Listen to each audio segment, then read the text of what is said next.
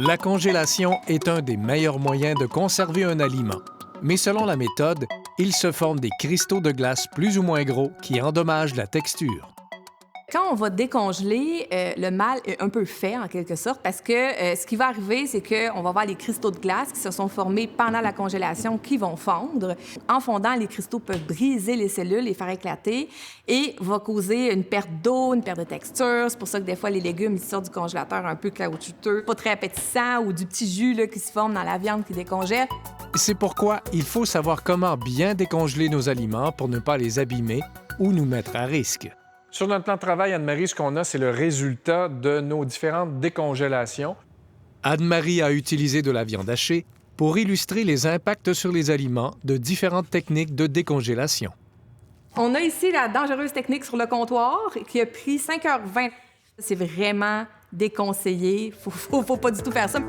Le danger, c'est la prolifération des bactéries dans les aliments qui nécessitent d'être réfrigérés, comme les poissons et les viandes.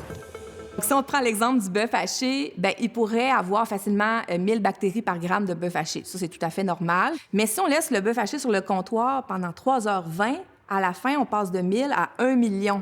Autre technique de décongélation, le micro-ondes. L'idée, c'est de mettre le poids de Oui, c'est ça. ce qu'on décongèle. Et là, c'est parti! C'est souvent ça qu'on va obtenir après la décongélation micro-ondes. Donc, on est même encore un petit peu congelé au centre, mais c'est vraiment subtil. Mais on voit là que les côtés, en fait, ont cuit, là. On gagne du temps, mais on perd en texture. Cette viande-là, cuite au micro-ondes, est vraiment caoutchouteuse. C'est pas plaisant, là. On peut aussi cuire à feu chaud sans décongeler, au four ou sur la cuisinière. On arrive le soir, on a oublié de décongeler notre viande hachée pour le souper. Donc, on va la cuire directement congelée. 6 minutes 36, nous sommes décongelés. C'est rapide, mais encore là, on y perd côté texture. Ça faisait très sec comme viande hachée. Beaucoup de gens qui ont des mijoteuses, puis le réflexe qu'on a, c'est de mettre notre pièce de viande congelée dans la mijoteuse. Danger ou pas? Danger quand même. La règle générale, il faut qu'on ait atteint une température de 63 degrés au centre en 2 heures, en général, pour une pièce de viande. Donc ça, c'est quand même assez difficile à faire sur une pièce de viande congelée dans une mijoteuse. Donc l'idéal, c'est vraiment de la décongeler avant de la mettre dans la mijoteuse. Les prochaines techniques de décongélation sont à privilégier. Façon lente, déposez l'aliment dégelé dans la partie inférieure de votre frigo. Ça a pris 23 heures de décongélation, très long. Et en général, là, si on veut décongeler une pièce de viande ou quoi que ce soit, il faut le mettre la veille pour le cuisiner le lendemain. Mais une façon d'accélérer vraiment rapidement, de doubler en fait la vitesse de décongélation, on peut mettre votre viande dans un plat d'eau. C'est 2 fois plus rapide, donc super efficace. Puis on voit la texture est très, très similaire. Oui. Donc, très bon résultat. Il est aussi possible de plonger dans l'eau froide l'aliment dans son emballage en maintenant une circulation avec un filet d'eau froide. Si vous décongelez à l'eau courante pendant 1 heure, le temps est quand même acceptable là, pour cette décongélation-là. Cette technique est aussi recommandée pour les saumons fumés ou autres produits emballés sous vide. Ça va décongeler environ 10-15 minutes. C'est vraiment très, très rapide.